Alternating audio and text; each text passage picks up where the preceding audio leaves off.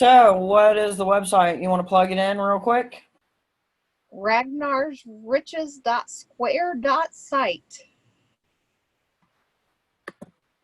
If you guys want to, I don't know if you can on your phone because I don't think I have any of his artwork. If you want to share on your screen, you can actually show some of the stuff he has. Because, we're trying to support those that we can That's right. who actually ship. Yeah, He ships. I do. He ships. Remember that, kids. Coexist may not ship, but he does. And if anybody out there who's watching this has a marshmallow root and chips, message me because I'm looking for some. Doo-doo. When you're looking for something, you put it out there in the world, and the world's like, here you go.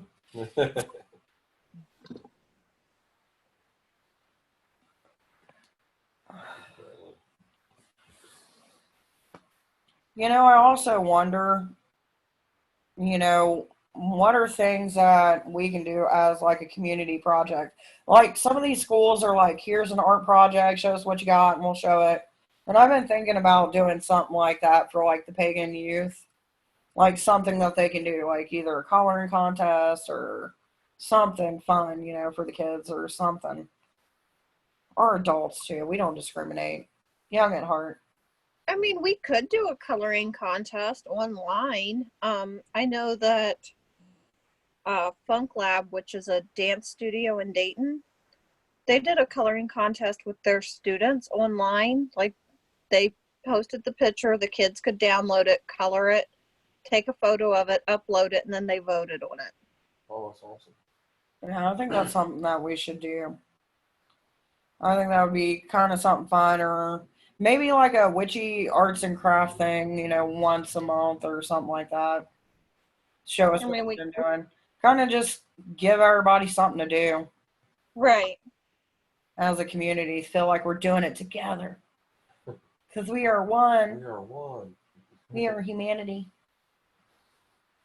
Um, I would love to see some of the stuff that like people are cooking, even like this is the intent of this dish and this is the herb or whatever I made that kind of went with what I was wanting. Because kitchen witchery, it is used, but it's not used or utilized a lot that I see.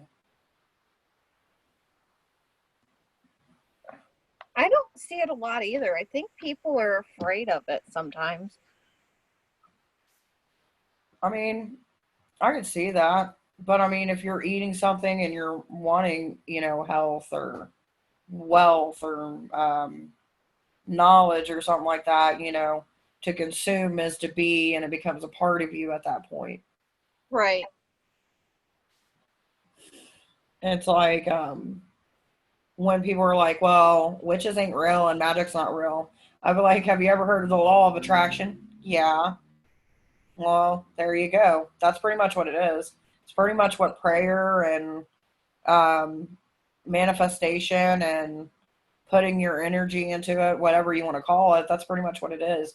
You're putting enough of that thought of you already having it or you see yourself having it to where it becomes part of your reality. Vision boards. Right. Oh, you vision board? Oh, then that means you believe in witchcraft. Right. Because it's a visual manifestation. And I think that's things that we could do that we don't really do. Because when people think vision boards, they don't think witches and stuff like that, or at least the ones I've met, they're more of like, this is my career goal, this is what I want. Well, what do you want out of your magical practice? Like, do you want to learn telepathy, or do you want to learn how to work with herbs, or do you want to, learn old spells, like whatever it may be? Get something that is like a daily reminder of, oh yeah, and then that'll spark that interest again, and then you'll start researching it. Right. I think people don't think about doing vision boards for witchcraft because it's taboo in so many people's minds of if I put it out there, of witchcraft, then what are people going to think of me if they see it?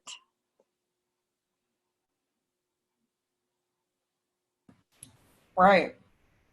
Well, it's just like I seen this picture and it was talking about prayer of some doctors and nurses, praying on top of the rooftop or whatever. And it's like prayer is not a bad thing. If you look at any religion, most of them has prayer of some kind in their worship. And that's because when you get people together and you got the same energy and you're pushing that thought of what you want as a collective, you're putting that out there into the universe. You're using the energy of everyone around you to make that happen. Or, petitioning to your God to make that happen. And that's what gets me about this, Christian versus witches. And it was just like I was watching the panel that the Interfaith, Oxford Interfaith did. And, I'm watching Brian and listening to him talk, and he's talking about magic and witchcraft and Christianity and stuff like that. And there's some things I agree with him on and some things I don't. It's like most people would agree that Christianity has no place in witchcraft. But if you look at the Bible and the Old Testament, they had sacrifices. They had blood rituals. They were under a different name, but they had them. They had what they called magic of one man turning something into something more than it was. You know what I mean? That's powerful. That's power of manifestation before your eyes. Like, yeah, Christians did kill witches. That's true. You can't defeat that, but you also can't take the spiritual and the magical sense out of that either. That's like me saying, yeah, the Egyptians had the Book of the Dead, but also their deities were like birds and cats and shit. Like, I can't pick on one thing and not pick up on the whole thing. Right. Well, I mean, even with Norse traditions, it was very common to sacrifice. They called them blots, something like that. It's their term for ritual sacrifice. But they had to, like, I think it was every 7 years, they did 7 of each thing. And the 7 humans they did had to be willing sacrifices to do it. Right. Well, it's like, if you start looking like you did in history, sacrifices are in every religion. Like, you got some who become nuns who sacrifice their sexual life and any possessions to be with to walk with that God, or, and stuff like that. And it's like, there's all different types of sacrifice. Right. And even back in the day, because we're tribal people, we were split into tribes. That's pretty much how we've been since the beginning of time. And it's like, we sit there and we talk about, well, Christians slaughtered this many, but do you realize how many of our people slaughtered people who had the same faith under a different name that we would fight with them over and use them as sacrifices to our gods, like the Aztecs did? Like, they would use the women who could bear children, and then they would kill off the men and roll their heads, you know what I mean, as a sacrifice to the sun god.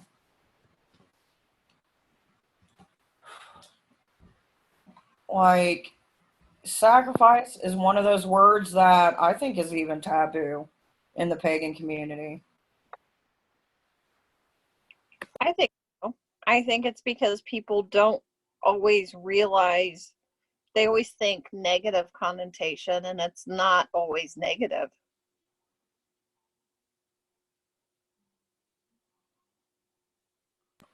Right. I mean, if you're dieting, you sacrifice food to be able to lose weight. Exactly. It's, we sacrifice things daily.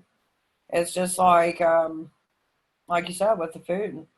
If you're wanting to diet, you're sacrificing that food.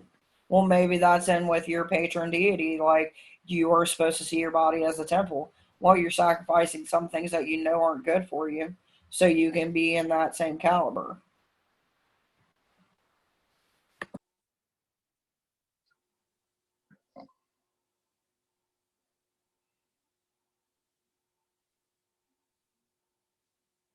I think what it is when we think of sacrifices, we start thinking of, like you said, human sacrifices, animal sacrifices. And it's like there's so much more you can sacrifice than just something that's breathing. Yeah. You can sacrifice your time. You could sacrifice having one thing that you do for somebody other than yourself a day. Right.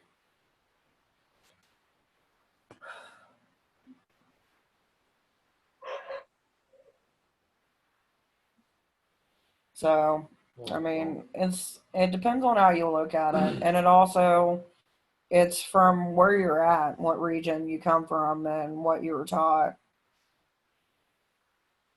And that's another thing. If you think about it, like I'm not a Christian witch by any means, but if you think about it, a lot of the people who came to paganism or witchcraft came from a Christian background. Most of them, not all of them, but most. And it's like they're taking still some of those things that they were taught and using it in their practice. Combining. Yeah, you know what I mean? So it's not like it's just a different form. So no matter how much some hate it, Christianity and witchcraft are connected. It's just how it goes, you know what I mean? Sacrifice from one and give to the other. Yep. Well, I mean, even when you tell somebody, I'm sending you good thoughts, that's the same as prayer. And if you look at meditation, if you do meditation as a group with the intent of something, you're praying in a manner of speaking. It's just not called prayer. Right. Right. And that's the thing. It's different ways of worship. They may be different in their names, but the practices, when you break it down, are the core of them, they're the same. It's like, even if you look at people who were forced into Christianity, they still used Christianity with the aspects of what they used to believe in and mixed it into some Christian witchcraft. Like saints with, okay, this saint represents that deity or that or this or that. And I mean, you can split hairs and be like, yeah, but it's mostly witchcraft, whatever. But if you start looking at Appalachian magic, some of that old folk magic, where you're using God, but you're also using witchcraft as well, like it really depends on the path you follow and what you're open to perceive as reality. Right. Some believe that that's a different type of protection for them during that ritual or whatever. Well, it's just like, look at Solomon's Key. You're using the power of God to control demons. Yes. A lot of people within the pagan community will use that key. And you're calling upon different angels. You're calling upon God himself. Well, if you don't believe in that, how's that working for you? You know what I mean? Like, you can't have one and not the other. And there is some old text that some of it's derived from, but when you're using that specific text, you're using that specific path for that text. Right. So if you can intermix and mingle in what you want it to be, then the same thing would go for anybody who doesn't have the traditional path as well. And that's where you start getting into the debates of gatekeeping. Should you give people knowledge? Well, just because you were taught that way, does that mean that's the only way? Right.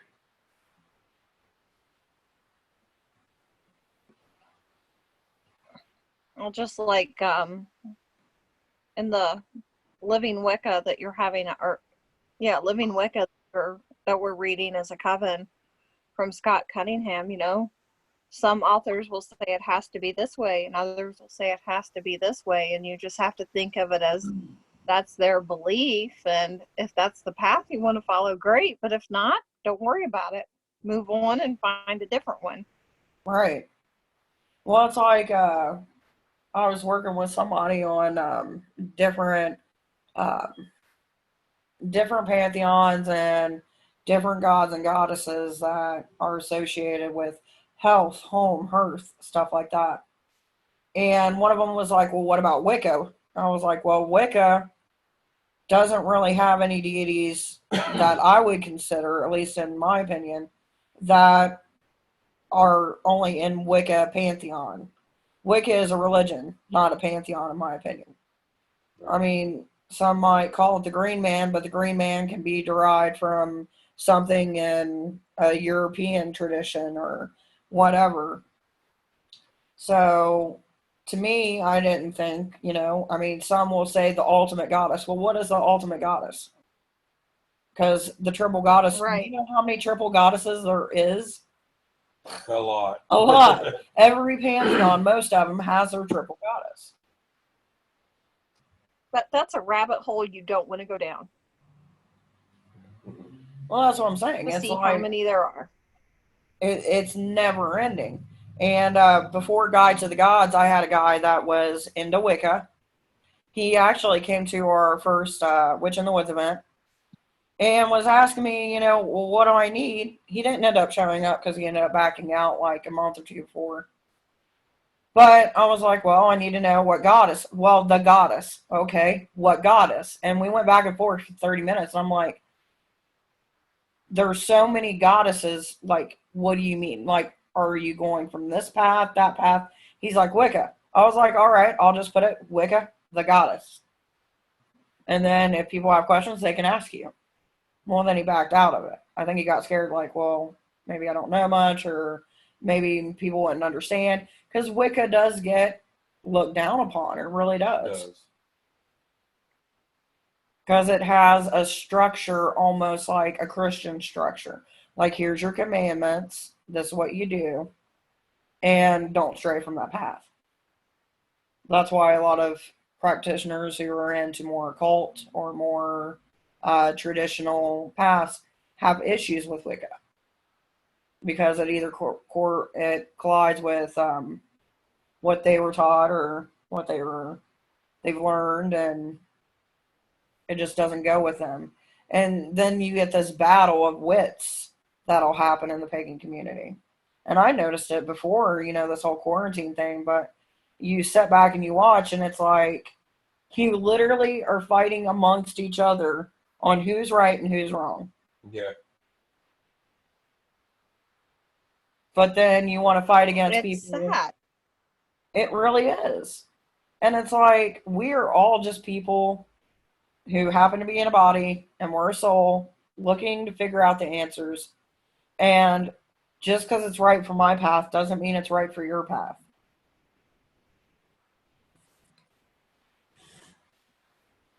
It's like some who will use rosary in their path.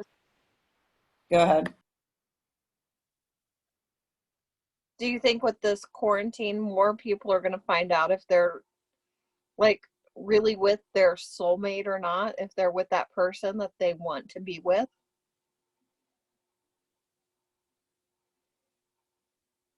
Oh, yeah, most definitely. I mean, you got to think, in people's normal day lives, you get to see each other, but you get a break from each other. It kind of goes back to that thing, like, are we meant to be monogamous, or are we meant to be like for a certain time? Because if you look throughout history, the main thing was to procreate, to keep the species alive. And not everybody was all about marriage. I don't even know where the construct of marriage really originates. Like, even if you look at the old past, it's like until some of the pagan past, if you look at how their arrangements are made, it's until our past split. Right. So it's like we're here together right now, we commit to each other, but if there comes a time in the future where we split off, oh well, it's all right. We're not married. We're married, but things happen. Right.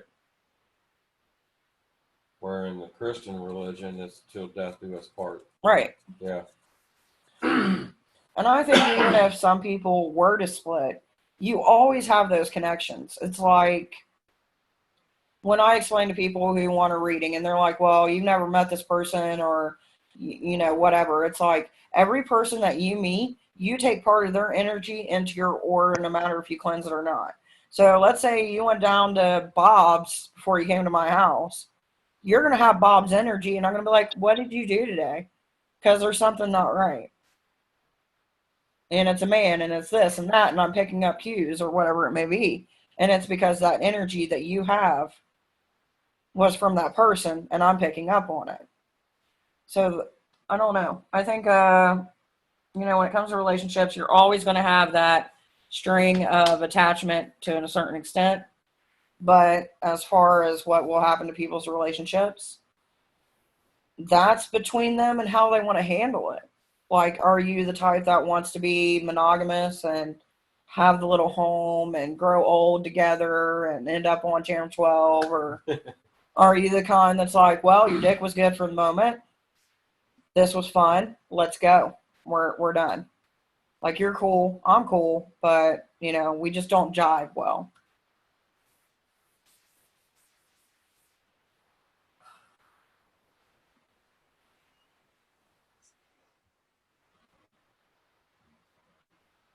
What are your thoughts? I think that you're really going to find out if you can, new or old relationship, like you said, people get breaks and suddenly there's no break. This is reality, and you're going to find out if that's really the person that you wholeheartedly want to be with, or if it's, oh God, what was I thinking? Was it just because it was convenient, or was it just because, oh, we both have money, we can make this work together? Because I think a lot of people are together just for the sake of saying, I have a partner, because it's looked down upon to be single so many times, because people are like, oh, you haven't found the one you love yet? Well, what's wrong with you? There's so many fish in the sea.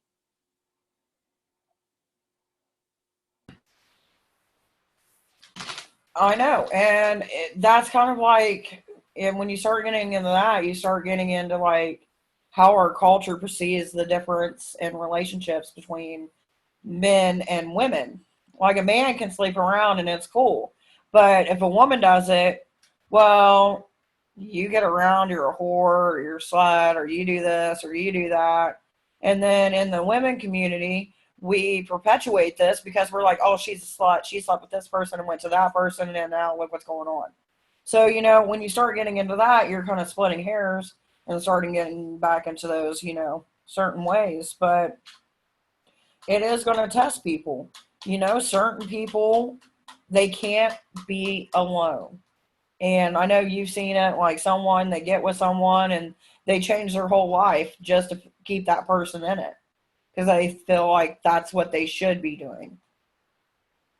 Or maybe they're not financially stable enough, so they're sitting there and they're putting themselves through something and they know what's going on. Like, it definitely makes those who are out there cheating harder to do it, that's for sure. And it was like there was a joke going around for a while. You'll know who's cheating if they come home coughing.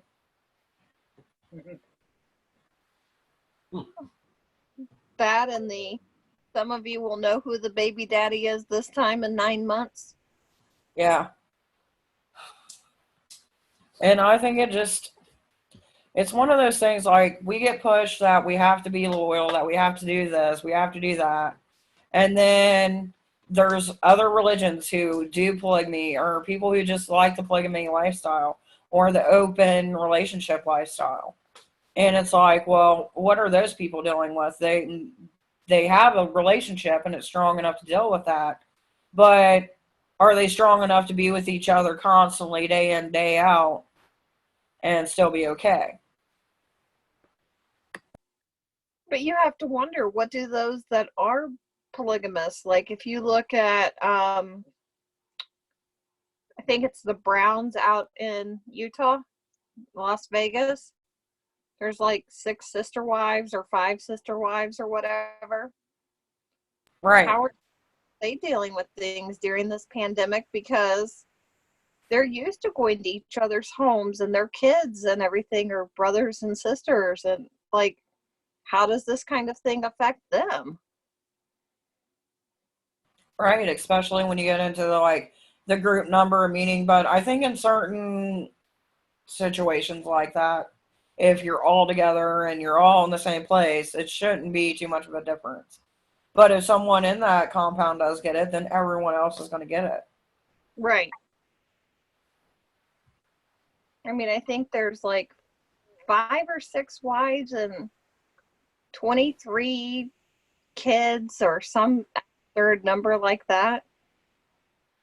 And that's the bad thing me and him were talking about, like with the stores. What about all these people that have like 8, 10, 12 kids, you know what I mean? And they're only limited to one item. Right. So it definitely adds some perspective.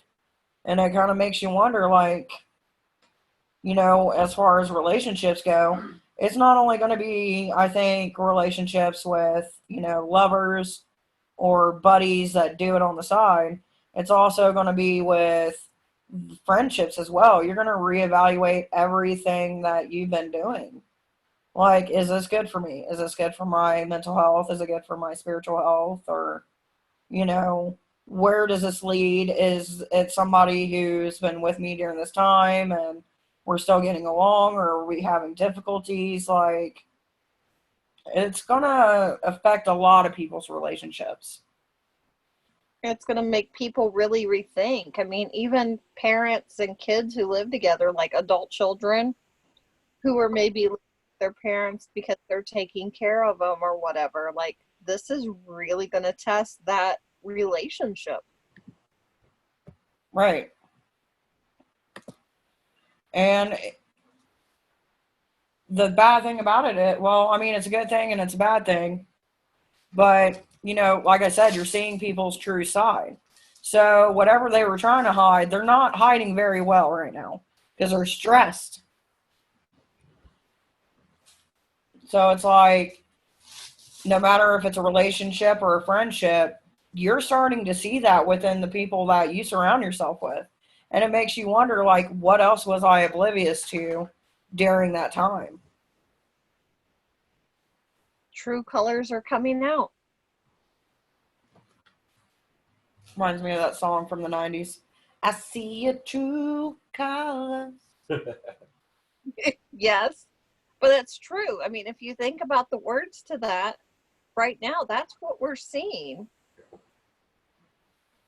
And it's sad. It really is. But that's where you take them moments and go, okay, is this something that we can work out as adults, or have you always just been an a-hole? You know what I mean? Like, and that's the same thing with relationships. Like, I've had quite a few friends who will jump from one to another, and it's their everlasting love, and nothing will ever change. And then 3 months down the road, I hate that person or this or that. Well, is it because you've seen how they really were and you were just blind at the time? Or is it just something to say in the moment?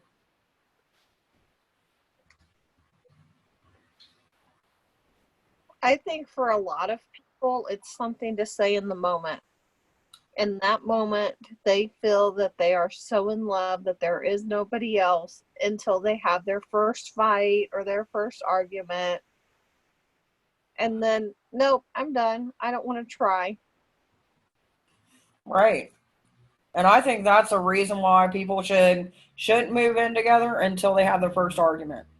Because that by that point, if you can get past that first argument and you can get it by it in a civilized manner, then you know, okay, well, if I say, hey, put your clothes in the hamper, you know, whatever, you're not going to be a douchebag and be like, this is my house, I do what I want, throw it on the floor.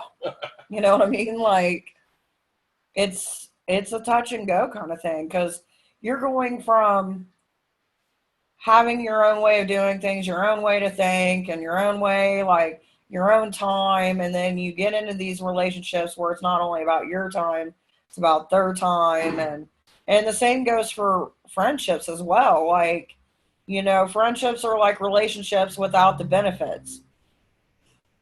As far as, like, you know, the sexual human experience goes, unless you're that tight, whatever. I ain't here to judge. But, like, you have to put time into them. You have to put in consideration. You have to think of things in a different perspective than you once did, because if you care about that person, then you're going to make those sacrifices for them. I'm not saying that you should sacrifice your whole life, like friends and family or whatever, but you should be able to sacrifice, like, okay, I can deal with it. If you're tired one night, I'll put the clothes in the hamper. But if you ain't tired, then you better be putting them clothes in the hamper, like a verbal agreement of some kind. Well, I mean, even having a written agreement or a list of rules that you follow in your household just to kind of remind you of, especially when you're having that day where maybe you are an essential person at work and you have to go to work during this time and you come home and you're tired and you're cranky, and those rules are written out to remind you that, hey, leave your troubles at the door. Like, when you come into this house, it's a different environment. You're not at work. We have an agreement. Let's stick to it. Right. And that brings into the whole cleansing of oneself and self care. But it's so hard, like, trying to separate yourself when you're in the emotion of that. It's one thing to vent about it, but it's another thing to become consumed about it. And the bad thing is, people get stuck at jobs that they literally hate, but they have to because it's a paycheck. That's right. Right. But how many people are going to change jobs right now because, well, I'm laid off. This gives me time to really evaluate what I want to do. Right.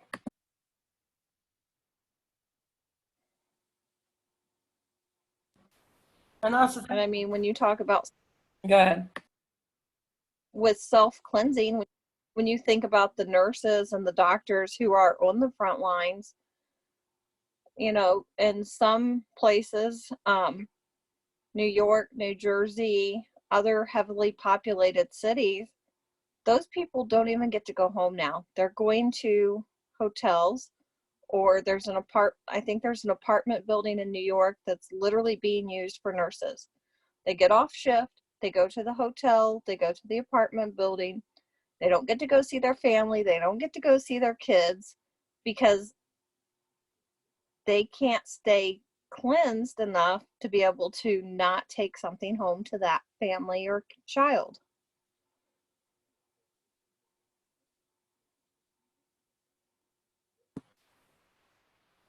And that's what makes it so bad about the state that we are in.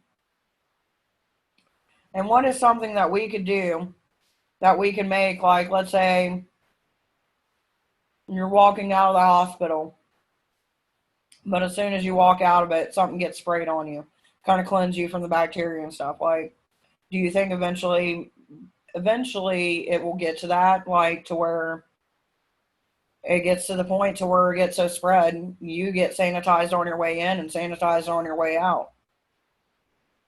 I can believe that. I mean, the capability is already there because the National Guard has chemical warfare units that they could easily change over to cleanse the people who are on the front lines. It would just, I mean, it's not going to be pleasant by any stretch of the imagination, but however, if it's saving lives, it definitely would be worth it.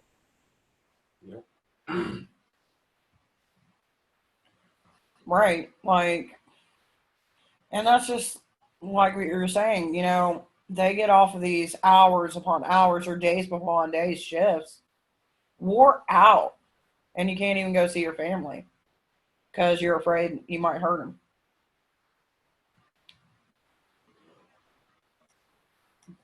I've read so many stories of nurses of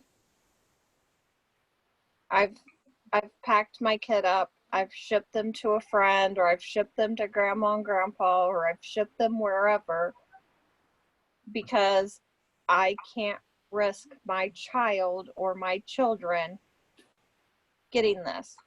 Yep. Especially single parents who are right there on the front lines.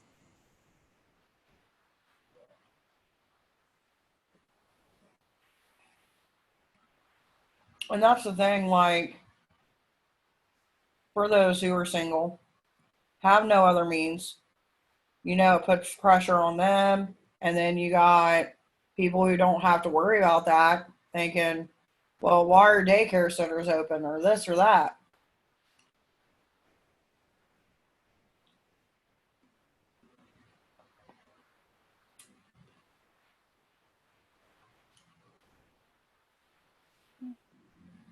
I foresee a lot of levies passing that don't normally pass in certain areas for schools because parents are realizing how much schools do for kids.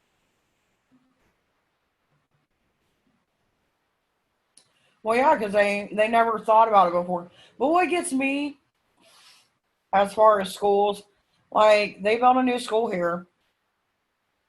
They're going to build another one or add on to the one that they built and spend $1 million. So you're going to add more room to it, but you still don't got metal detectors when there's kids that I know for a fact are coming in with guns, knives, drugs, and these kids aren't getting searched. They're not all being mandatory clear book bags, stuff like that. No, it's not supposed to be like a prison, but if these kids can't do what they're supposed to because of their upbringing or what's coming around them, and we're putting our money into this structure, like, how long have we had computers? Why do we not have a system in place in case kids have to stay home? Because no one ever thought about it. But yet they'll use computers at those schools for students to use all day, but they couldn't have sent them home with them for them to continue that work and just add the Zoom application. Right.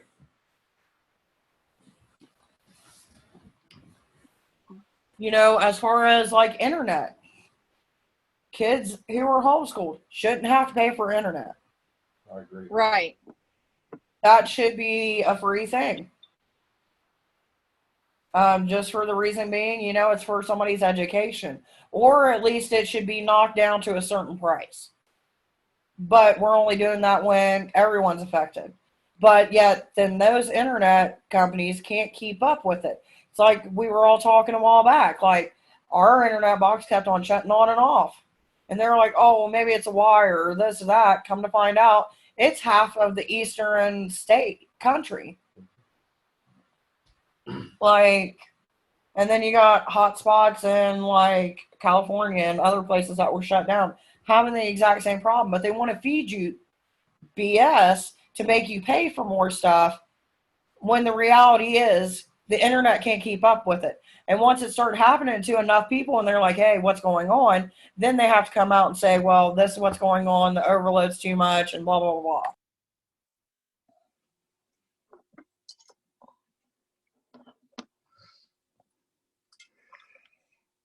I know that somebody I know has been working 18-hour days just to get the websites like unemployment and all of that up and running to where they can handle the load that's coming in.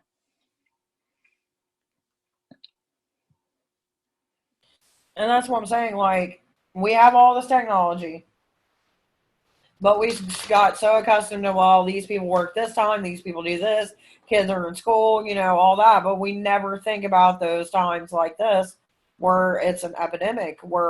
And that's why I think it's going to bring a lot of new regulations, a lot of new rules, a lot of new backup plans that maybe we were too naive or just didn't care enough about, that people are going to be like, look, this needs to be a law. This needs to happen.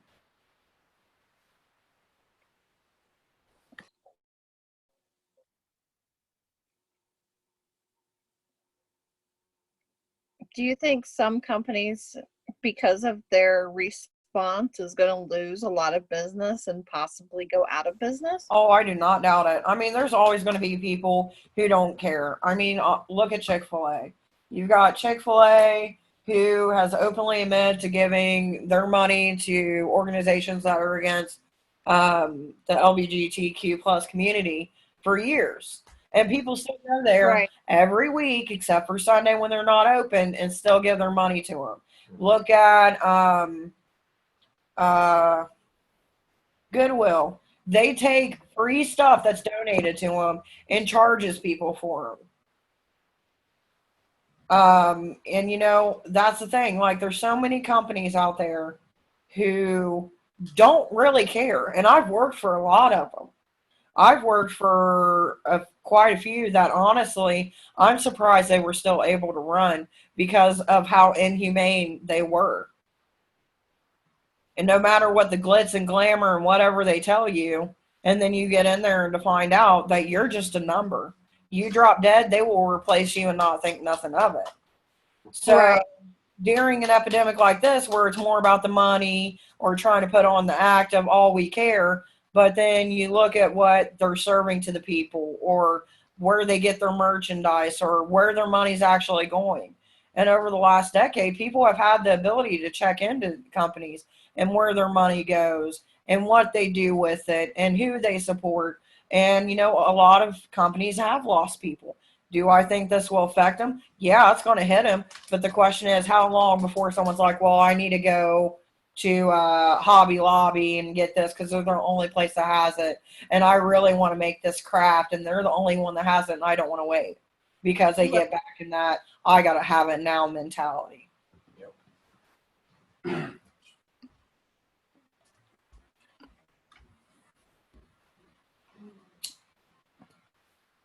And that's the thing that we forget. Companies are like people. You invest not only in the company, but what that company stands by. So it's like if I invest in Ragnar's Riches, he stands by the Divine Witch. So I know part of my money is, or if I don't decide to donate, I know where it's going. But do I know what the Divine Witch's political views are? Or do they help the communities? Do they shun people? These are questions people eventually will look into and ask, like, well, who are they? What do they do?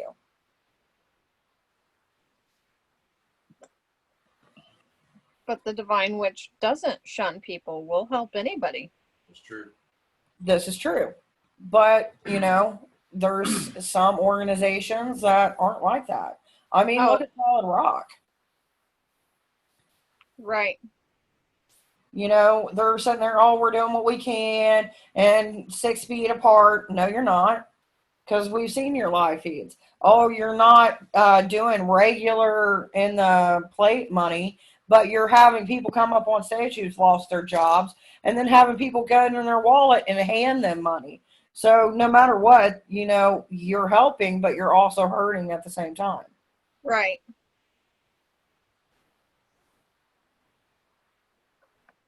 It's like when we were doing that interfaith. The lady from Oxford was like, I've tried so hard to get people to come together in Middletown of different faiths, and none of them will get back to me. And that's sad. And I'm sitting here thinking, like, I'd love to be able to do something, maybe, contact some of the churches, try to work with them. And it's like, if you got an interfaith not being able to do it, and here I am, a pagan group who, anybody who doesn't know what paganism is or what it entails, and they just know this is bad or whatever they've been taught, they're not going to give it the chance, when in reality, we all have the same message pretty much. We all want the same common goal. Well, look what happened whenever you were trying to help with the school when they were giving out lunches. Right. Oh, we'll get back to you. Well, it's like when I reach out to them, they're like, oh, we got enough volunteers. And then a day later, there's a post about, oh, well, this so-and-so needs volunteers. Well, I reached out to them, and they were like, oh, well, contact us. We'll use you and everything else. And then they're like, we're stopping volunteers because of this or that, or limiting volunteers, stuff like that. And it's like, because I put it out that I'm a pagan group, you automatically shun me from helping you. So, but yet I've had my kids get sent home with go to this church or go to that church as flyers when school and church were supposed to be separated at the time before that law was passed. There.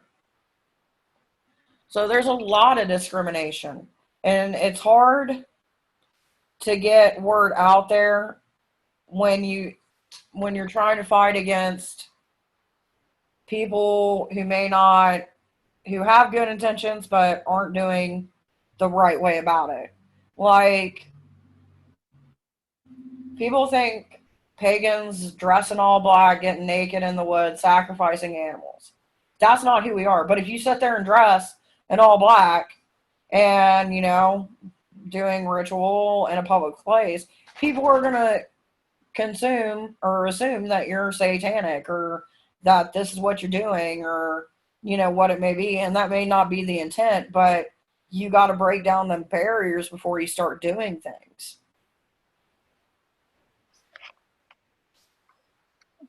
I think a lot of people hear pagan and they think Satan worshiper. Right. It's just like, that's why the Interfaith of Cincinnati started what they started, to bring religions together, to have them people to speak on them, to get rid of some of the myths and things like that. And, we all have our different experiences with certain religions, and sometimes that even makes us biased when we're trying to inform people. It's like, I've even heard it about the pagan community, which honestly, I think it goes with any community, religious or not religious. Well, these people say this, but they do that, or these people over here believe this way, and I don't believe this way, or these people, all they care about is money, and they don't care about the community, and I just hate the community. No, you don't hate the community. You just hate the interactions you've had within the community. Because there's a lot of good people out there who work their asses off daily to do things for the pagan community. And I think that's being realized. And if it's not, then people need to open their eyes. You may be solitary. You may not want to come out and be known. That's fine. But recognize the hard work that people are putting in for pagans to still have a voice within your community.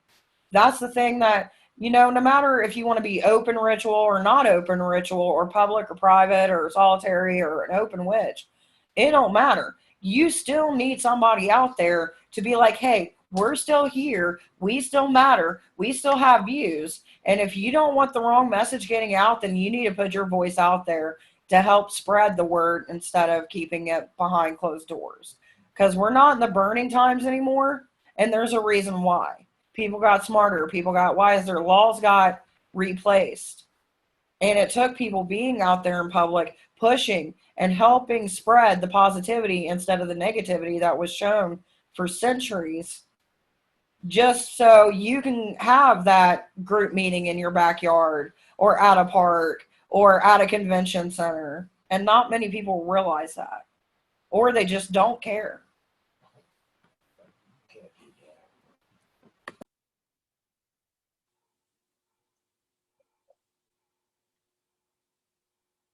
I mean, we may not be in the burning times, but unfortunately, it still happens. Right. And it happens in, different countries. Some people get persecuted within their own town. And that's another reason why groups who care will go out and support other witches to try to do what they can.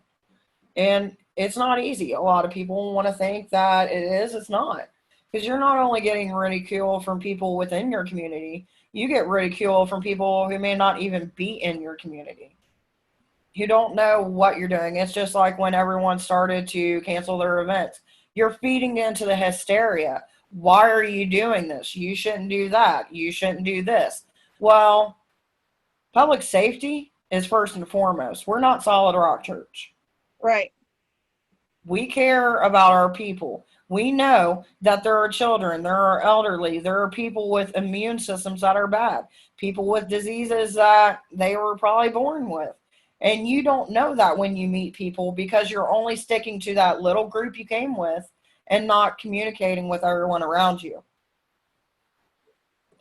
And that's another thing. Like, even at the pagan events I've been to, unless you know somebody that knows somebody and get introduced, a lot of the times you're not talking to anybody that you don't know unless you're an extrovert and you're just like ready to go. A lot of the times people stick with their main group. They'll walk around. If there's a booth or something, they see something, yeah, they'll talk then because they want something at that point. But to actually have to sit there and take the time to get to know people, like one-on-one or even in a group setting, it's not an easy task if you go in there with like, well, I'm here with my friend. We're here to have fun. We don't really know anybody, so let's be shy for like half the event, and then we'll figure it out. And that also plays in with anxieties that people have. Even if you are an extrovert, sometimes it's even a little intimidating of, I'm with my friends, I can be an extrovert with them. That other group might think I'm weird. Exactly. And it's an endless cycle. Like, I've done public speaking, but every time I do, I'm always moving my hands because I'm nervous as hell. Like, that's just me. Because I'm sitting there thinking, what are they thinking of me? Is my eye twitching? Am I saying this right? Oh, I messed that word up.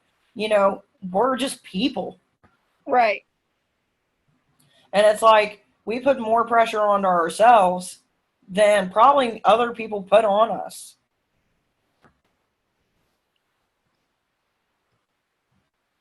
It's sad. Go ahead. It's sad that we put that much pressure on ourselves because we're so insecure about who we are at times that we don't want to show that insecurity, so we just shut down. Well, that's what I'm saying. You know what I mean? Like, and with the whole communication thing and going back to the relationships, like, you guys have seen it, I've seen it. There's times where you just break away from people. And some people handle it really good. Some people don't. Some people will just break those connections without a word.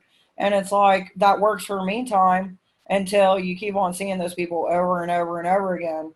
And that's where you start getting people like, well, I can't go to this event, or I can't do that, or can't do this. No, you can. It's just you need to have a civilized conversation. Sometimes you can't with certain people.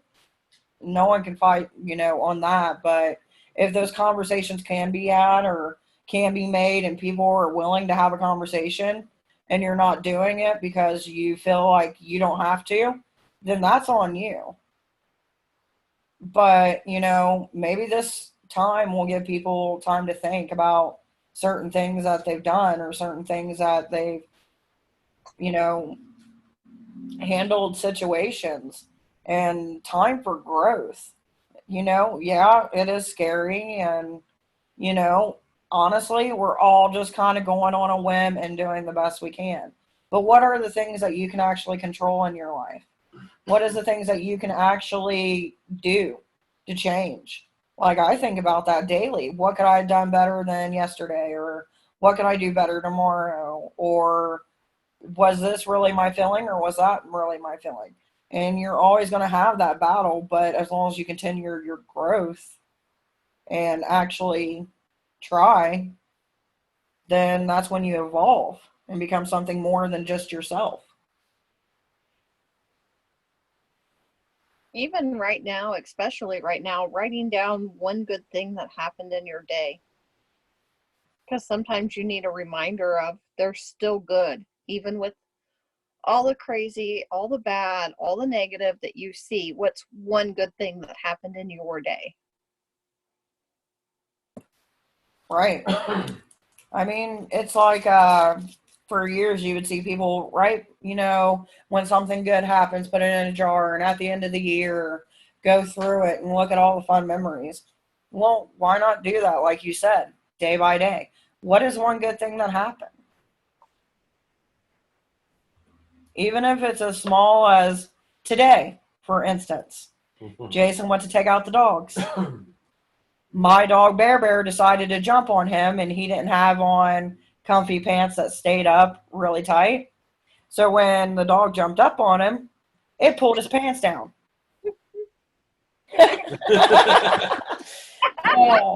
That's how I was. I showed it all. Doug, he showed it all. He didn't have no underwear. And he came and told me that. I died. I rolled off the bed, laughing my best laugh I had. And I'm like, that's the best part of my day. I didn't even get to see it, and it made my day. That makes my day.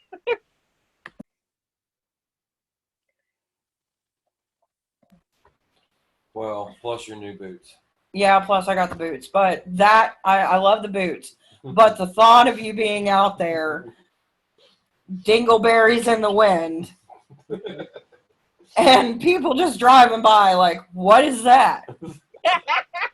Is it Superman? No, it's a white boy, and he's naked. We should have just walked out naked because he did it. I'm just like, that's great. I feel bad because that's I embarrassing, but flashed the whole fucking neighborhood. like literally he comes up, he's like, this is just my day, and then starts telling me about it, and I'm laughing at him. He's like, yeah, just laugh. But he changed his pants though, I did. so I bet you won't wear those pants for a while. Not outside, at least. and that's another thing. Like they say, dress up and take care of yourself like you would a normal day, self-care, and I've been working that in because you get kind of stuck. Like when you're stuck at home, you're like, no one's going to see me except for the people that I'm around. Like, yeah, I'm going to shower, but pajamas for 3 days, why not? I have been getting up and getting dressed every single day just to remind myself that, hey, sometime this is going to end. Keep getting used to being dressed. Right. Yeah, I can't say I've had that same experience. There has been times where I'm dressed and sometimes I'm not. So, I mean, nudist life. Yeah, right. socks and shoes may not be on, but I thought you were going to say nothing except for socks and shoes. I ain't going without that. The bra is a necessity. Right? It's like the other day, I'm like, oh my God, this is the first time I wore a bra in like 2 weeks. I'm like, what is this? And he just started laughing. I was like, it's the simple things that you don't really think about. And then you're like, I feel different.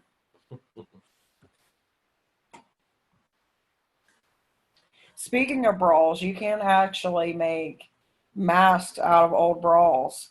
As long as, your bra won't cover your whole face. Right.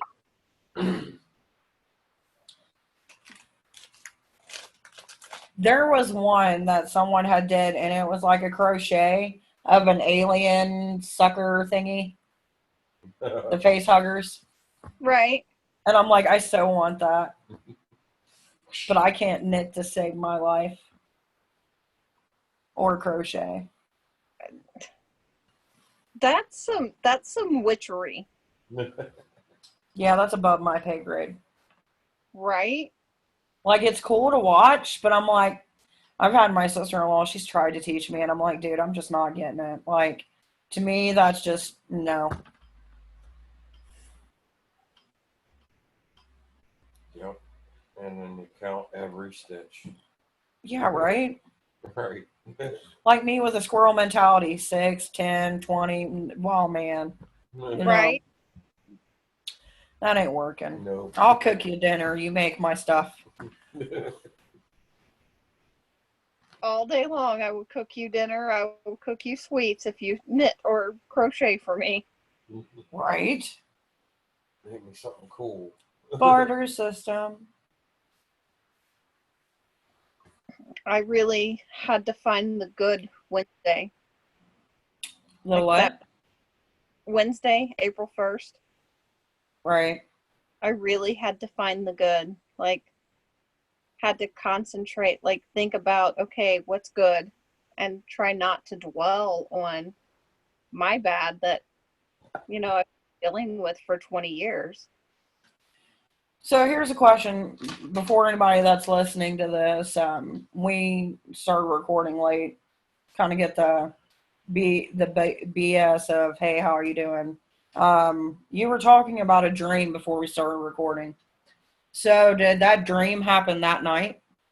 No, it happened 2 nights later. Well, there goes my theory. Mm-mm. But I mean, 20 years ago on April 1st, I was 5 months pregnant, went in for my normal ultrasound, or went in for my normal doctor's appointment. They couldn't find a heartbeat. They did an ultrasound, and my baby boy was just floating there. Worst April Fool's Day joke ever. Right. And it's things like that too that, you know, people don't really think about. I didn't really see much folks. April folks don't see them jokes this year. And it kind of makes you wonder, like, you know, what's even the purpose of it? You know what I mean? Like, it's great to do pranks every once in a while, but for people that's lived through that or can't have kids, that's the most messed up joke people can tell. It really is. And I don't understand the need to do that as an April Fool's Day joke of, oh, I'm pregnant. Or I lost the baby. Like, it's not a joke to those of us that have lived through losing that baby. Or it's not a joke to those people who can't get pregnant. Right. And that's the thing we're going to give us back into connecting with each other on a level that's not just BS. Right. And actually being real with each other. And I think that's a connection that got lost.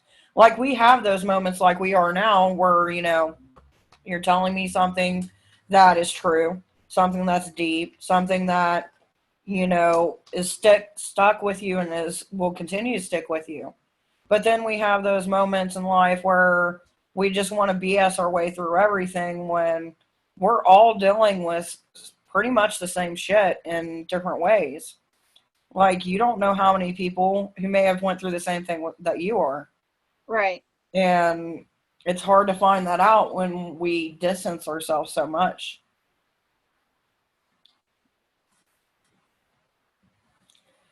So do you And think that with that being an experience that you have, that it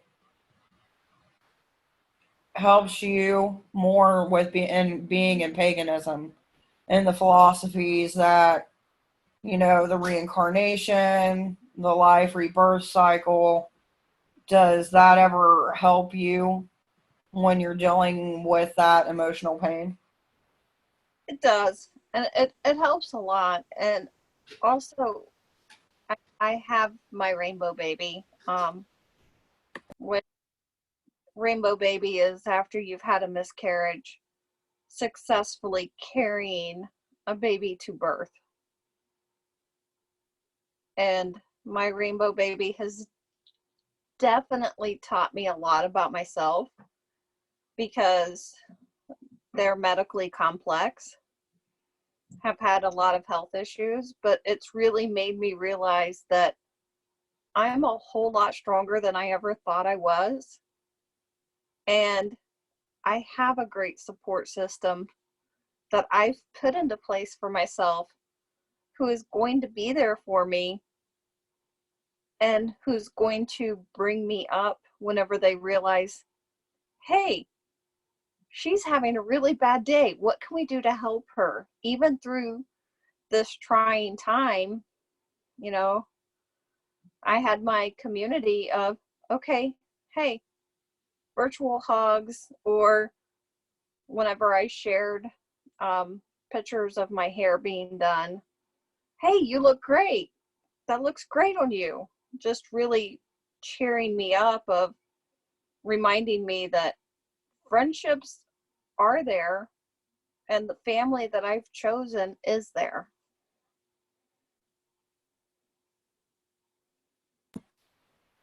And that's what it's all about. It really is. And getting past that mind um, set of, you know, we get told this is the family you're born into, they're always going to be there. And then as you grow up, you realize that's not always the case. And sometimes your best friend can be somebody that you brought into this world. And that's the weirdest experience. But it also makes you realize, like, they were meant to be in your life for a purpose, and they add so much more introspect that someone off the street couldn't give you.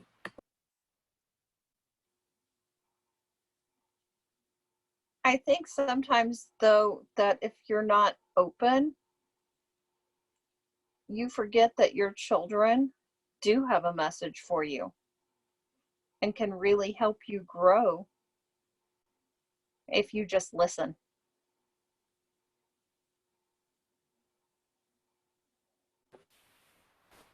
Exactly. And I think it's kind of like a give and take, like my parents are different from my parenting style, and I'm pretty sure they were different from their parenting style. And you just see the evolution of taking that step back and being like, look, we're all just in it. And I mean, even kids today know a lot more because they have access to a lot more. So it's not like back in the day, well, the Easter Bunny does this. No, the Easter Bunny's pagan and it came from this. This is why it is. Or, no, you did that wrong because of this. You know what I mean? Which you love it because they get information, but then there's sometimes you're like, you know too much. Right. And it's hard to use the threat of, well, you don't believe in the Easter Bunny, so he's not coming anymore, because they know what the Easter Bunny is. Right. And it's like I used to love it when they had them fake countdowns on YouTube when the kids were little for New Year's Eve. It's like, oh, it's like 10 o'clock, but they think it's like midnight and they think they're so cool. Right. And then you have the pagan kids who are like, yeah, right, whatever. It's not even time to do ritual yet. What are you talking about? Right. And that's another thing. Like, I know we've had conversations about it and we talked about it, but here we are in our own little ways, freaking out with what's going on. And it's like, when's the last time that we've sat down with our kids and been like, hey, how are you doing? Like, where are you at? Yeah. I am so I know. thankful to not be a teenager during this time. Uh-oh. I know Ragnar and I have definitely checked in with both of our teens. I mean, 14 and 16, and this is a lot for them. Right. Even Alex, I mean, she's 12 and she's just like, I'm tired of hearing about it. I'm like, and I'm going the history aspect, and I'm like, you got to learn about it. You got to know what to do. And then the next weekend, she goes with her aunt for a little bit, and she's like, we got to get beef jerky. We got to do this. We got to do that. And because of this and because of that. And I'm like, some things sink in occasionally during our talks. I'm like, and it's things like that that make me go, okay, she's ever on her own. Something goes down. I know that she knows what she needs and what she needs to do. Yep, that's true. And seeing where she's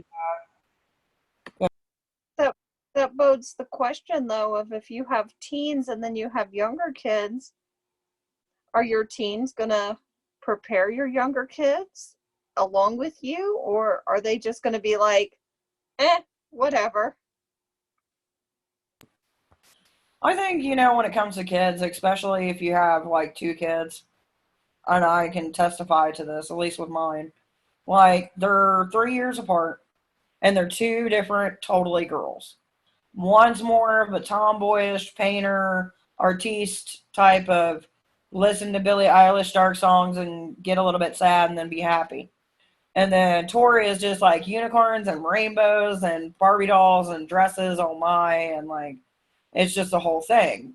So, I think as far as like prep mentality, you're always going to have two people of the different spectrum. It's like being in a relationship. One's always going to be more carefree and the other one's going to be more, hey, this is what we need to do. And I think that same thing applies to kids as well. Like, sure, dad might have went hunting or mom was a prepper or did this or that, but the kids are going to retain different memories. Like one memory for my oldest is not going to be the same valid memory for my youngest.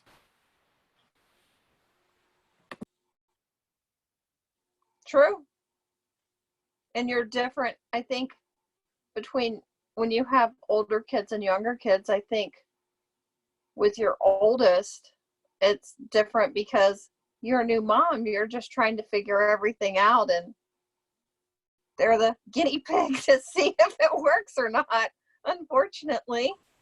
Right. Like there's things today that come out. I'm like, man, I wish I would have had that when my oldest was younger. Like that would have made life so much more easier. Right. And you're like, just seeing the progression of the things that you joked about with friends being made, and then your kids getting to that point to where they're no longer a child but they're not quite an adult yet, and it's that awkward stage to where you have to sit there and put yourself in their mentality, but you're like, you can't really fully get to their spectrum because you grew up in a different time. Right. You can't raise your kids the way you were raised because it's a different world.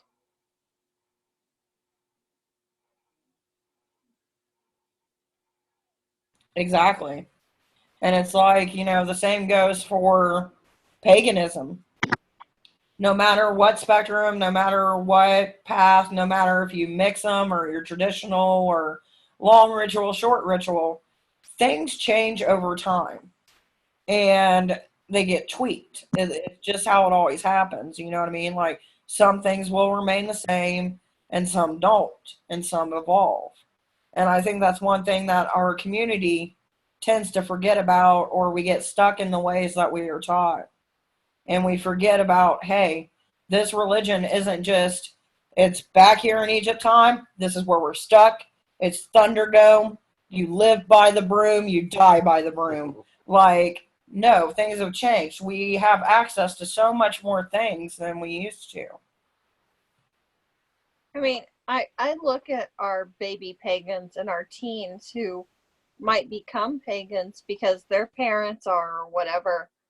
But for them, it's easier to go onto the interweb and find information, whereas we had to hope we could find a book that wasn't banned or was so little in print.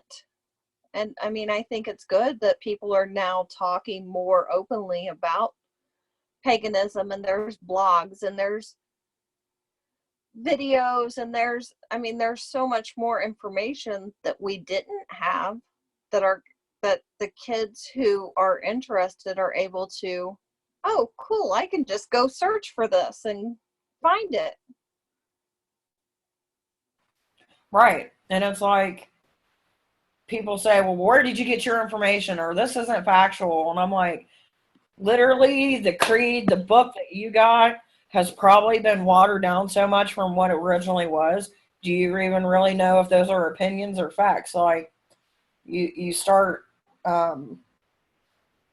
nitpicking at that point to what you think is right.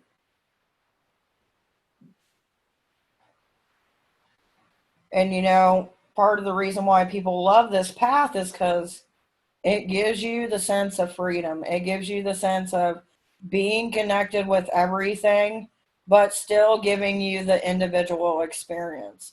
Like, for instance, I can see spirits, I can see deities, I can hear things, I can get visits in my dreams. That may not be the same case for Jason. The experiences are different, but it doesn't mean that one is valid over the other. Right. I think each path is valid in its own right because it's your path. Exactly. There's certain things like you can think one way going into a group setting or to a seminar, or maybe even just reading a book. And maybe there's things in your life that you're reading that they're doing, and you're like, I'm not the only one, or something that they say just resonates in you. It's like it clicks like a missing puzzle piece. And it's something that you never even thought about trying to do. I actually seen an ad on Facebook of, hey, join us. We'll match you to a coven. Like, it literally was an ad towards pagans of, hey, let us help you find a coven. And I thought, where was this 20 years ago when I was a solitary practitioner looking for other people of like mind?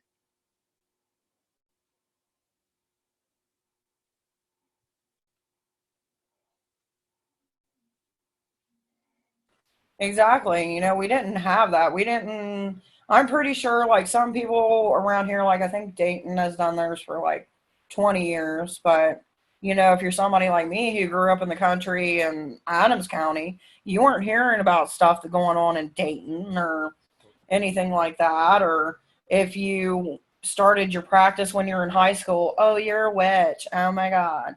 The craft or something like that.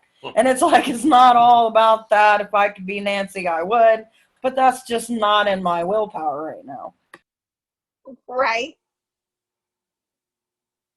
And then, you know, with movies like that, it, even though it's a fun movie to watch, it adds stigma to the religion itself. And then in those small areas where it's not big population with different ideas and different thoughts, you get stuck in this category of an outcast, an outsider.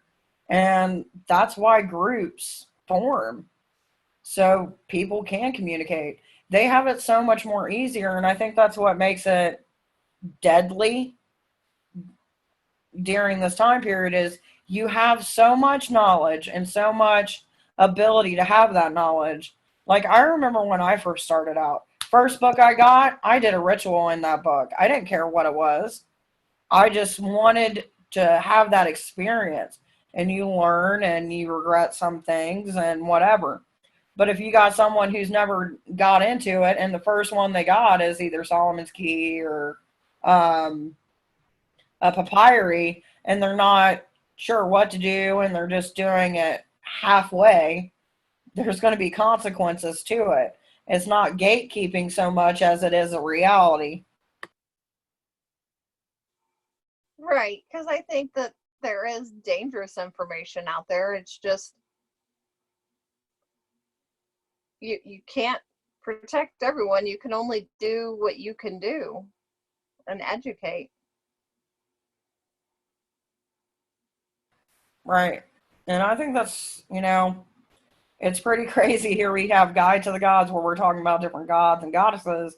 And then a week later, everything's shut down. Right. Right? And I'm just like, that's it. We broke the world. We shared information and we broke the world. Oh, don't forget we stood up our brooms. Yep. Yeah. We did that too. It was just like watching on the news. We need to bring God back into America. And it's like, okay, what God? And do you real? That's another thing that gets me like with the politicians is they talk about God and everything like that, but you're only talking to a certain demographic, even though they're more widespread than what most other religions are. You're still only talking to a percentage of the nation when you make speeches like that. Right. But no one talks about it, and there's no one politically in Ohio going, hey, this is not right, pagans are here, why aren't we doing this, why aren't we doing that? And you know, that's why we back some people or back ourselves when we do these events to get out there and stuff like that. But all we can keep doing is getting out there and educating and hoping people will come to learn and ask questions. And because it's not just about religion, sometimes it's as simple as us teaching about earth or essential oils. Right. Or just two people talking. That's why I always found it interesting when they would have these little gatherings in different cities at like libraries or cafes where people could meet certain people who either wrote a book or do something interesting in their life, and you can just sit down, have a cup of coffee with them, and get to know them. And that's an interesting concept because you get to learn more about somebody or something that you didn't know from somebody who's already lived that life. Even if we just sit with our older generation, you know, we can learn from them. I mean, if you look at the people who, not that a lot of them are alive still, but if you paid attention to them when they were, people from World War II who lived through the Great Depression and Right. taught you to, you know, hey, you need to make sure you have enough so that if this happens again, you're good. Right. And that's a conversation me and my brother had. Like, he's like, mom always said this and mom always said that, and I never listened to her. And I was just like, whatever. And I'm like, well, some things with mom that she said stuck, and some things stuck with me that didn't stick with you. I'm like, you got to kind of take it with a grain of salt because, we get in this mindset of like, oh, yeah, the world's ending every year or every week. And how many times have we lived through this and lived through that? And you get this false sense of security that we're invisible, not invisible, but invincible. And we can take on anything. And it's just all a construct of our own reality. When in fact is, you have control over nothing. You just put out what you can and hope for the best that it comes to you and try to at least manifest it. But who knows? Maybe I want to manifest money. You know what I mean? Not Right. Mondays, money. Because I almost said Mondays, but I caught myself midway. Um,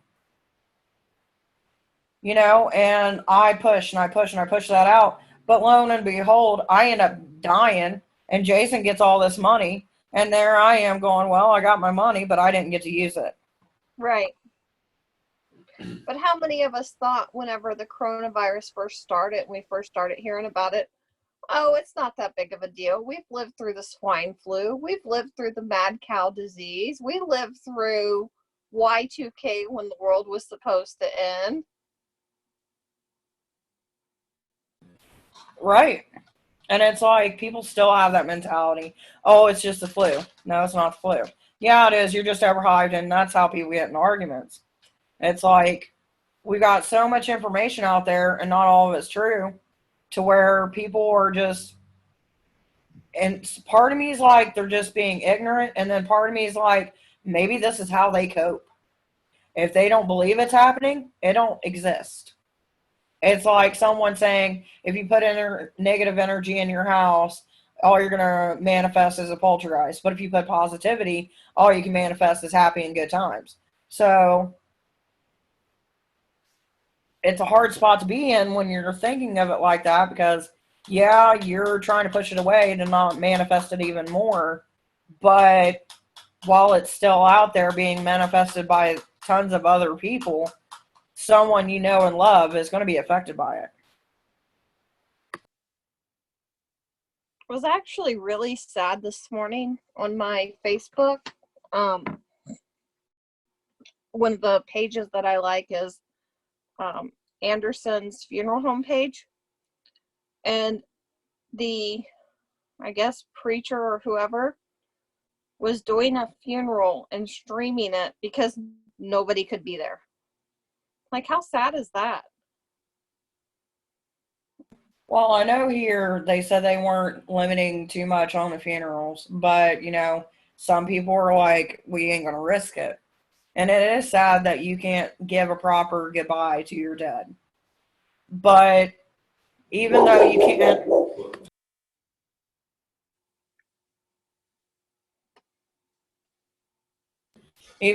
do it at that time and everything's already been set in stone and done, it doesn't mean that later on, once everything does clear, you won't be able to do it or do an in-home memorial to that person.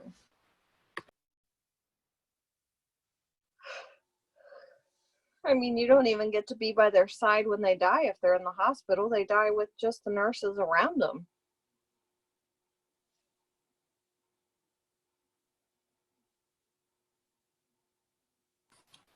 And that's the hard part. And that's the part people ain't going to realize until it actually affects them. And that's the bad thing about some people have to learn the hard way. And sometimes the hard way affects everybody around you. I think the thing that really kind of irritates me a little bit is I understand the intent of let's all drive to Atrium and sit in our cars and honk our horns and flash our lights and thank these nurses and everything. But when they do that, they're taking up spaces that might be needed for emergencies coming in.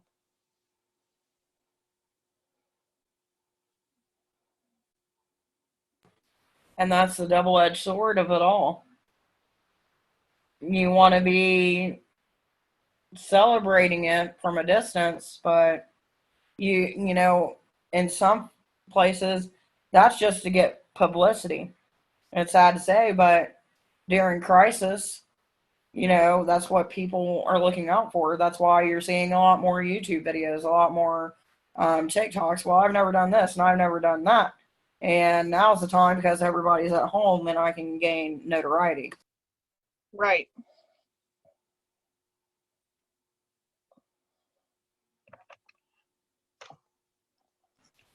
And it's that. And then, really, in the end, all you can do is just help who you can. Try to take care of yourself. And remember, just like everything else in history, even though it gets bad, there will be a time where it will end. Everything comes to an end. There is light at the end of the tunnel. It just might be a long tunnel. Did you say wrong tunnel? Long tunnel. Wrong tunnel, not the one I want. Right? My 90-day subscription is up for 2020. How do I get a refund? Exactly. I'm over it. Mm-mm-mm. It is crazy where we come. But, you know, who knows? I think it'll bring good things for the future. It'll also teach, you know, our kids if they aren't learning already of different ways to cope with life because as life has shown, it's not all rainbows and butterflies and going to the grocery store or fucking Walmart to get your shit.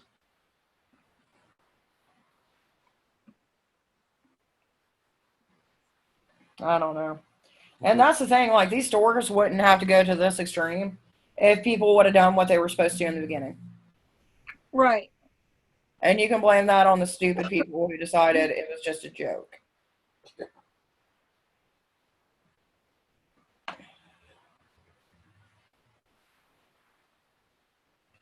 And it kind of makes me wonder, like, what's her excuse going to be once it's all said and done? Well, it wasn't that bad. Yeah, it wasn't that bad for you. And for some people, it's not. But for other people, it's absolute hell. Well, it's like last week.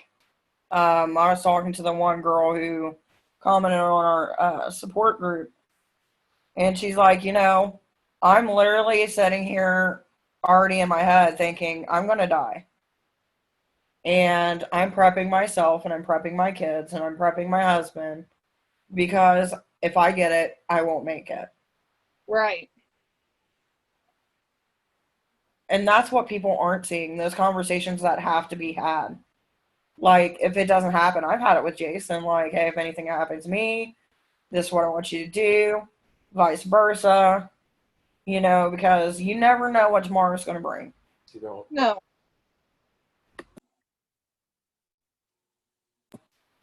And hopefully that's something that we gain from that. Like, you can't live your life in fear because tomorrow might be the next Corona. Yeah. It really might.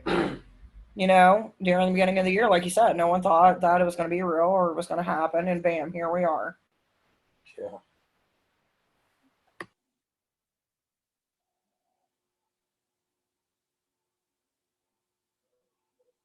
Yeah. It makes you evaluate things. Yep. And after all this is said and done, please remember that your restaurant workers are essential and deserve $15 pay. And if you don't believe that, well, then don't go out and eat now.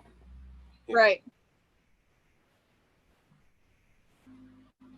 You know, people used to be so mean to nurses and doctors and stuff like that. And it's like, right now, your life depends on them.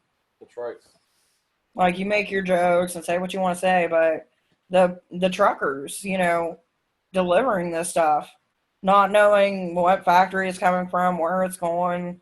I mean, who's there, who's working, what they have, what they don't have. It's scary. And without those truckers doing it, we would be majorly screwed.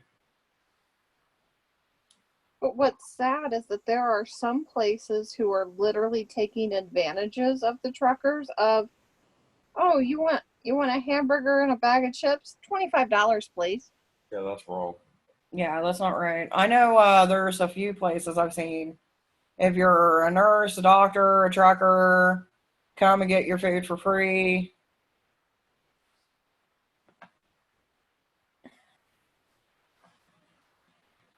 But these other places, what they're doing, all they're doing is damaging their reputation. Yeah.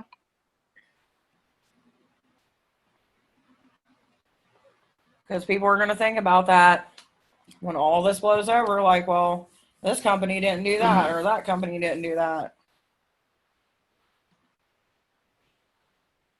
And who knows, people might even start companies just to put other companies out of business. Mm-hmm. And I'm hoping, though, that, you know, we go back to the old way of where you try to get locally sourced, you try to support your mom and pop shops like we used to, because right now they're the ones that are hurting. Yeah. The ones who, you know, you coming in to buy a book or a movie or whatever, that affects if their kid eats. Yeah. It's just like we got the night's game or game night, or it's one of the ones. I'll end up linking it. What did you say? Game night. Where Okay, they're so selling jugs or whatever. yeah, they were selling jugs for a while. I know they were doing the whole meat price for a while, but they weren't getting enough traction for it. They literally just opened right before we did our Yule party there. Yeah, they ran long. And here they are without no work, no job, trying to make their money, and they're struggling.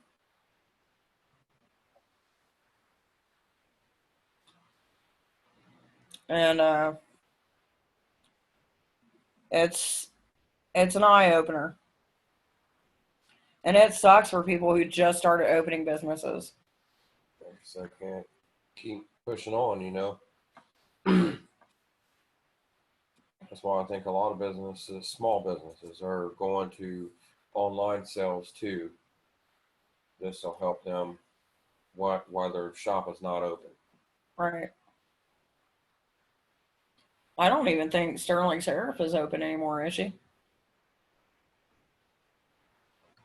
She's still doing online lives every day and selling things, and you do porch pickup or something like that. Well, that's not bad. Yeah. Well, at least she's doing better than some others, you know. That's right. See, I wonder what's going on with the shipping in Ohio. I don't know. I noticed like when I went to get your boots, it would give me a day, but I didn't receive them until 3 days later. So I think they're just behind. I'm surprised they haven't shut down shipping for nothing non-essential yet.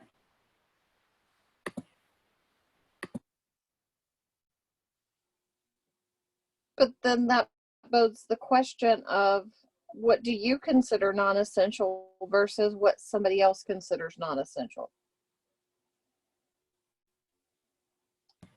True. One man's trash is another man's treasure. That's right. But the bad thing about it is like when you got sites, like not to hurt our homemakers and stuff, but you got sites like Etsy, you got sites like eBay, where once again you don't know who's behind it, if they're sick or Right. not, or they still got to pay their bills. Right.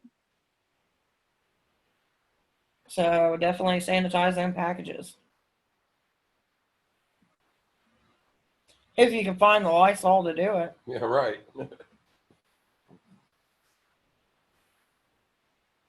Or bleach or whatever. Right. Well, it's like, what was really cheap right now? Gas. Gas is the cheapest it's been in I years. know, I love it. Can't go nowhere, but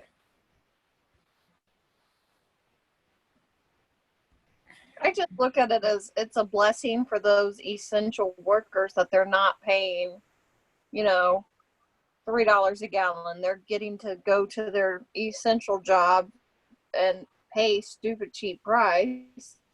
right. And that's what makes it easy on them. But I mean, then again, what's essential? Is building a new home essential at this time? I don't know if they've really shut down anything construction wise, like as far as house building. Because I know that they were talking about infrastructure would still be up. They're actually building. But I don't know if that's hospitals. infrastructure for the state and community use or personal use as well. Right.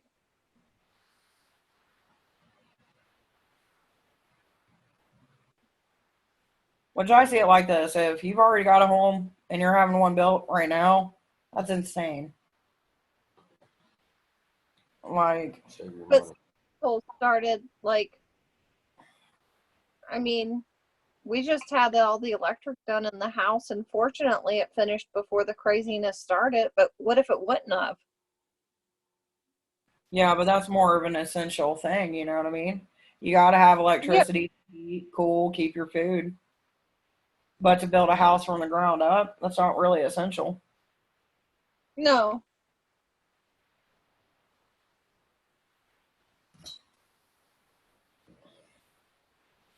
Because, you got to think with houses like electrical issues, that's a house fire. What are they going to do? Where are they going to go? Right. And that's why, these handymen and electricians and things like that are still open.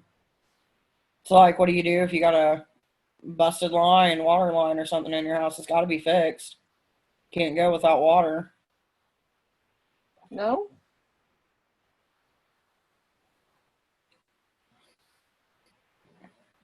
One thing that's unessential, camping gear.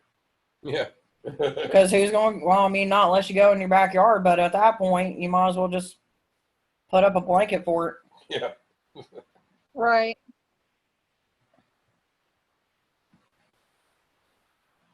Well, maybe then it'll all come down in price since it's not essential right now and no one can do it. Right? And that's the bad thing about it is like, the things that aren't selling are super cheap, so people are wanting to buy them. It's like when one of our youth was talking about buy your stocks now. It's like, well, yeah, get them while they're low.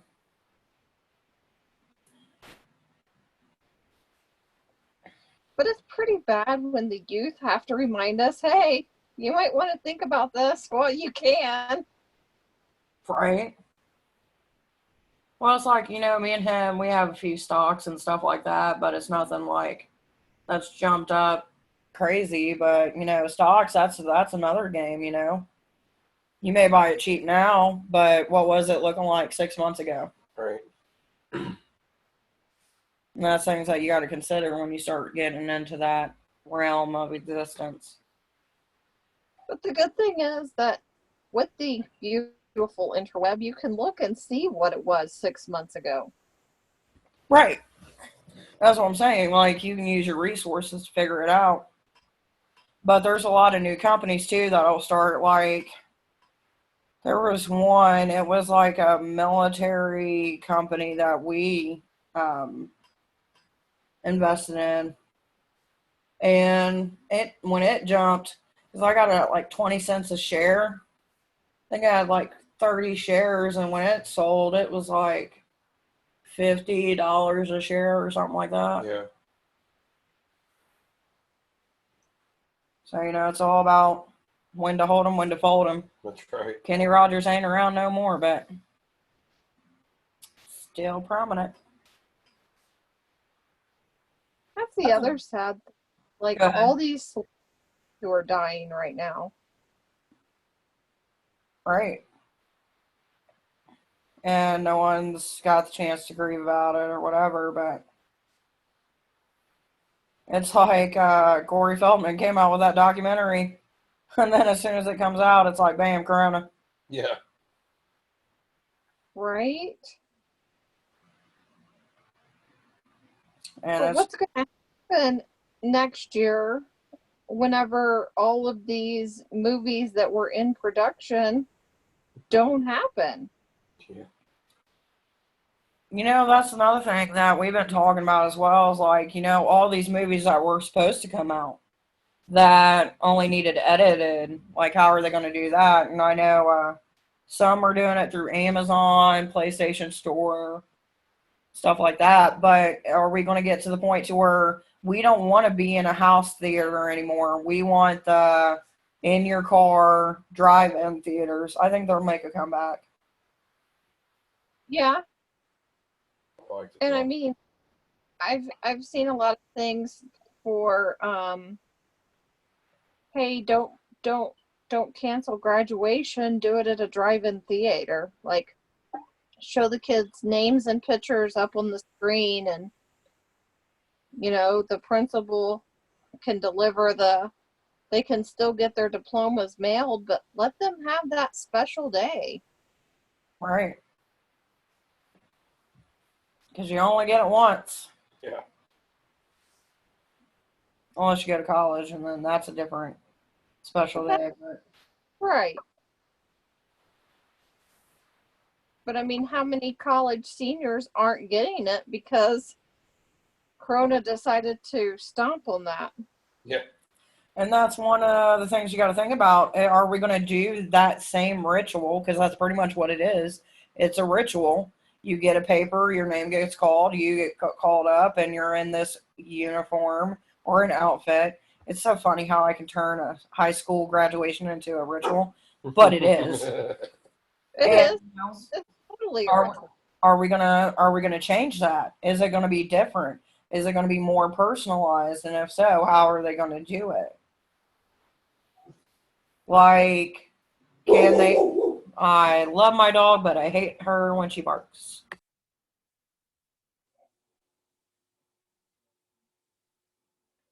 She misses the coven. More likes wants to get the kitty. Right. It's funny. Jason's trying to get her, and she's like, "I ain't doing it. I'm not taking this."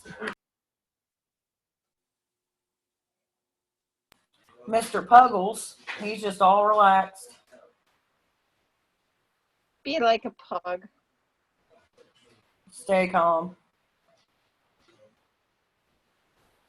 Like, you think there would be a way that they could do it in some way that they could still have the experience, but maybe not the crowd of people. Right.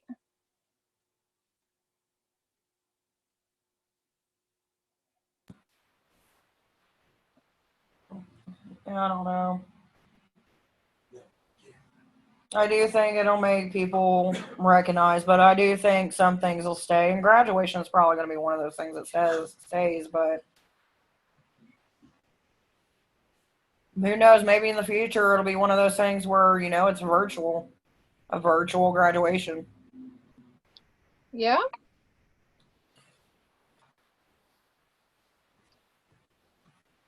That'd be great for those people that are socially awkward or anxious or whatever. Right. Or why not set it up to, you've got so many kids and you invite so many kids a day to have a personal graduation and just set it up by hour. So for like this hour, it's you, have a half hour in between each hour or whatever. And they're still getting that experience of getting it handed off. It's just minimizing the contact. Right.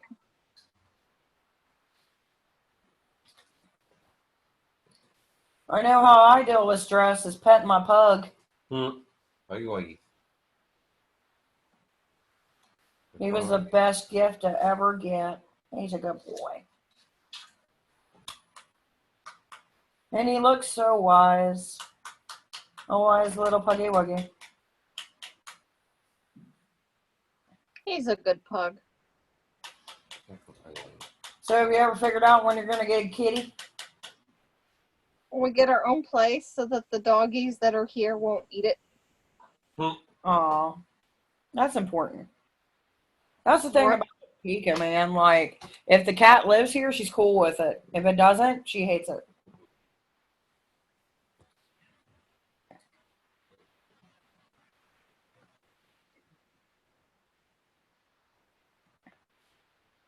That would be a good thing for people to do around this time if they had a fireplace, is to make out petitions for the things that they want to get rid of in their life.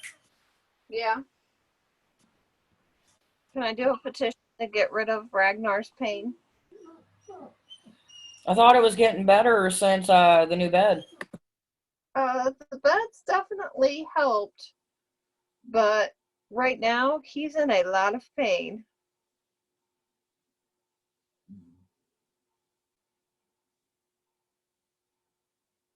He didn't hurt at all yesterday. He had a really good day, and he's paying for it today. Moved around too much. Probably. The sins of today you will pay for tomorrow.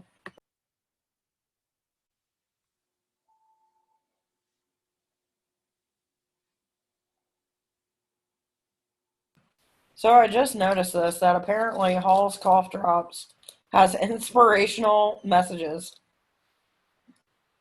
Okay. Don't waste a precious minute. Power through. Push on. Take charge. It's nothing you can't handle. I wonder what the other one said.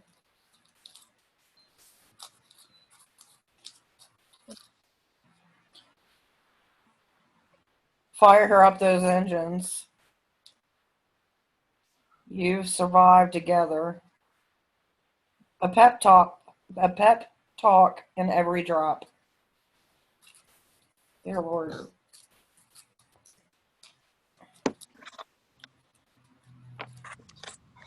I bet you too, ice cream sales have went up for the people who like binge eat on ice cream when they're stressed. Oh, absolutely.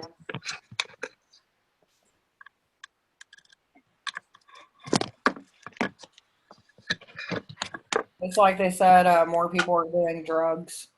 It was like, yeah, they think it's ending, but it's not as of yet. We need better tools during these times that we can actually do to keep ourselves busy. I swear a lot of people must be learning how to bake bread because you can't buy flour and yeast and eggs. Nope. And that's been the issue. Like the last couple times we went to the store, we've had to spend $3 a loaf. And I'm like, this is ridiculous. I'm like, it's about to get to the point to where we're not going to eat bread. Right?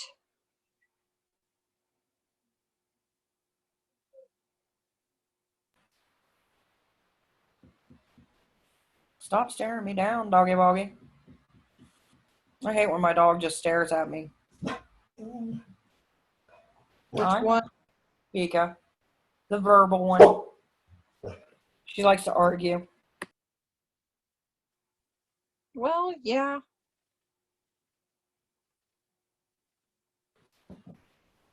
She's a back talker. Bear Bear is the middle child. And the baby just like, I just live here. And Pug's just like, I will clean you until you can't be cleaned. I know it was funny. Yesterday we were de-winding from all the electronics, and me and Jason were just playing around, and I'm holding him down. The Puggy Wuggy's giving him Puggy Wuggy kisses, and I'm like, aha. It was torture.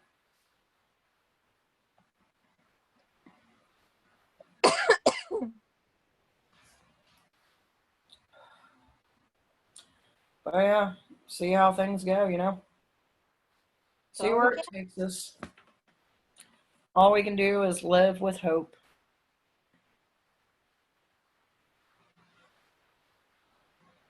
Hope and faith and no big gatherings.